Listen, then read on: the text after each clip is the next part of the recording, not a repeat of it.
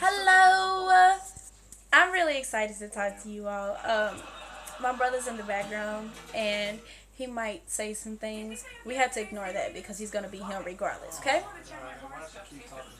So, so I'm really excited to talk to you all because first off, my phone has been down. Like I've been able to do everything else except for like record and stuff like that. It's been down for about 2.5 months now. So for me to be able to record and talk to you all, I'm really excited.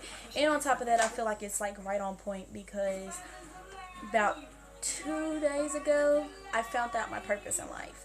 And now all of a sudden my phone's working. I'm just like, and I didn't even really have to do anything. Like I seriously like took my SIM card out, and all of a sudden my phone's just like, it's working. I'm like, I'm so excited. So, anyways, I wanted to talk to you all about purpose and ways to get closer to your purpose, figure out what your purpose is, and then move towards your purpose and actually do it. Stop. Okay. Now, I told y'all I would never write anything down and then talk to y'all because I want to make sure that everything's straight from my heart and I'm real with y'all. So y'all seeing my really happy emotions right now and blue moments. I'm not editing nothing and I'm not gonna like keep making these videos over and over again because I just want y'all to get me and get the feel of me. So I'm sorry, y'all. Okay. First steps into figuring out what your purpose is. First, you have to get closer to God. And your way of getting closer to God is by actually talking to Him, spending time with Him. And what I mean by that is, first off, in the morning. And the reason why I say that is because, let's say if, for y'all who still have your parents wake you up for school. If your parent wakes you up, you speak to them once you see them. When you open up your eyes and you see them, you speak to them. You at least say good morning or thank you or something. God is waking you up every morning and you telling me that you can't speak to Him when you wake up? So, speak to Him. Start your day off with Him.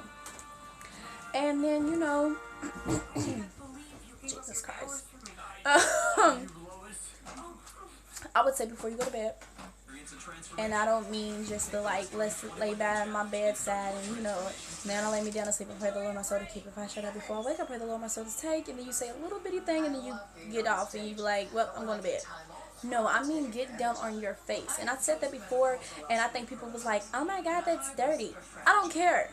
That's the point of it. We come from dirt. We are nothing without Him. And you telling me that you can't put your face on the ground for Him? It's the reason why they say you're supposed to bow down to Him. We're not even worthy to look at Him in His face. And you telling me that you can't even bend down on the ground and put your freaking face on the ground? I ain't talking about, like, oh, let's get down like a Muslim. I'm talking about, like, lay down like you're laying down in your bed and put your face on the ground like this. And pray to Him. And I don't mean that little soft prayer where you're, like, trying to be all cute. Dear God, da da da da da. No, I mean, Daddy, look, I screwed up today. I messed up. I did this. I should have done this. I was thinking like this when I should have been thinking like that. I screwed up. I need you. Reason being, there's a reason why we have a Savior, you guys. If we was perfect and we did nothing, we would not need a Savior. So He knows that we screwed up. And He knows that we screw up every single day. There's a reason why He sent His Son down here to die for our sins. Because He knows that we screw up and we need a Savior from ourselves. So, talk to Him like He is who He is. Daddy, I messed up today. I screwed up. I did this. I need your help with this. I need you to give me strength to get through that. Tell Him. Build that relationship with Him. He is your daddy. Okay? Who's your daddy? He is. But no, seriously. And after you do that, you need to ask God to remove people out of your life that are not supposed to be in it. When you get on a school bus, no, I'm going to say a twerk. When you get on a twerk, people are going in the same direction as you, but not everybody is going to the same destination as you. Am I correct? Yes, I am. Thank you. But seriously, they're going in the same direction, but they're not going to the same destination. So some people are brought into your life for a season, but they're not supposed to be there their entire lifetime. So let them on, but let them off when their time comes. Let them go, okay? Because some people are supposed to be here just to help you with the situation. Some people are supposed to be here to show you something. God uses people in our lives to help us and to guide us and to show us things that we need to be seen. He does that. He uses people. So you can't just put everybody in your life and be like, look, you stay here. Because that's not what he might have intended for the person to be. That he might have intended for them to be in your life for a season. You can't force them to stay. And it hurts to let people go. Honestly, some people can be people that you was in love with and thought that you were supposed to spend your entire life with. But if you have prayed for God to send people out of your life, and it seems like every time you pray that prayer, something happens so dramatically in your relationship, maybe, just maybe, that person's not meant for you. Friendships, relationships, friendships are relationships. It's just got a different word at the beginning because people define it differently and all that extra crap. But anyways, let them go. And I would say after you get close to him and then you ask him to remove people out of your life, you also ask him to bring people into your life that are supposed to be in your life. When you get on, like I said, when you get on the bus, you can't just put everybody on the bus if there's no more room on the bus. So there's a reason why you have to let people off the bus. So that's why you have to remove people out of your life, so that other people that are supposed to be in your life will be able to get on and get in. You get what I'm saying? So you get those people out of your life, and then you turn around and you ask him to bring the people in your life that are supposed to be in your life. Because there are other people that are actually going to your destination, rather than just being in the same direction. So you ask him to bring those people into your life. You ask him for wisdom so that you can know who is supposed to be there and who is not. The wisdom will show you those people. The wisdom will let you know. So when he's telling you this, you would have the wisdom to listen and actually do it. It will be understanding to you. No, because I know I'm about to start stuttering. I'm just going off my head here, y'all. But after you do all of that, oh Jesus, it's time for the big show. I'm sorry, I used to watch wrestling. I'm such dark. Okay, no, but my brother's doing some stuff behind you. I'm sorry. Okay. Once you know what your purpose is, you then have to move towards it. Because I've said this in a Instagram post. You think that you are making moves, but you're not making moves until you are making moves towards your purpose. So there's a difference between doing what you want to do versus doing what you are supposed to do. And what you are supposed to do is your purpose. So you move towards your purpose. There's a book. And it is called The Purpose Driven Life. And it is by Rick Warren.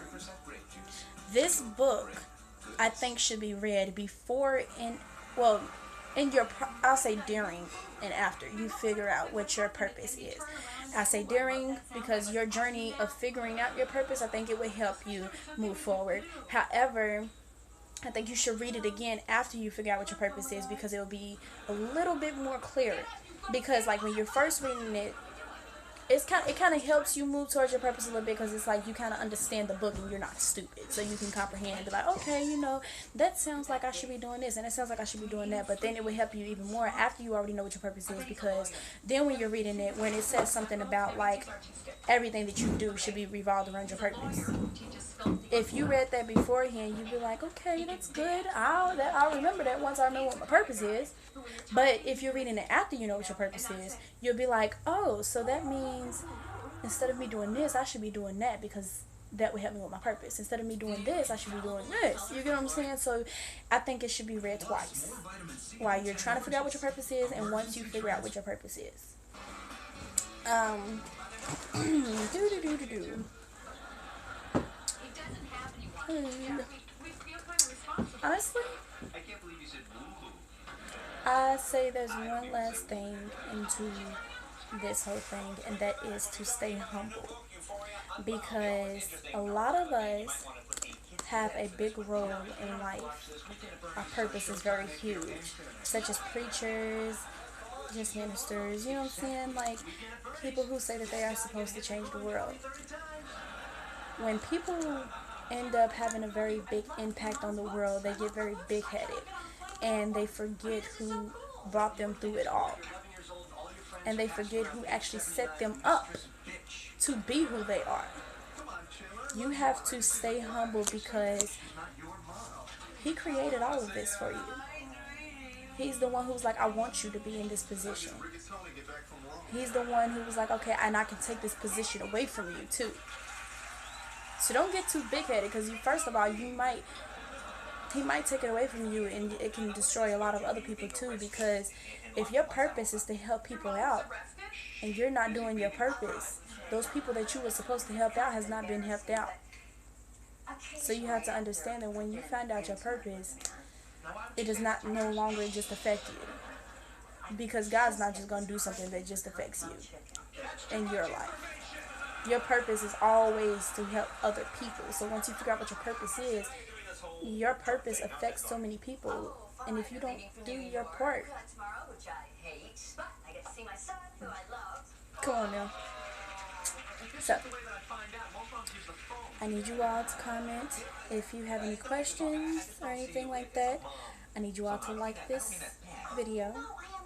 And I cannot wait to talk to you all again. I love you all so much. And I want to thank you all for supporting me through this journey. Because y'all was watching me when baby girl had a little fro and couldn't slick it back. Couldn't comb it out. Couldn't do nothing. I like y'all. No, I'm just... Kevin, shut up. Shut up. Okay, I do still have a little fro, but I can slick it. I got a mohawk now, baby. I got a mohawk. You better recognize. We tripping. I love you guys. I'll talk to you all soon.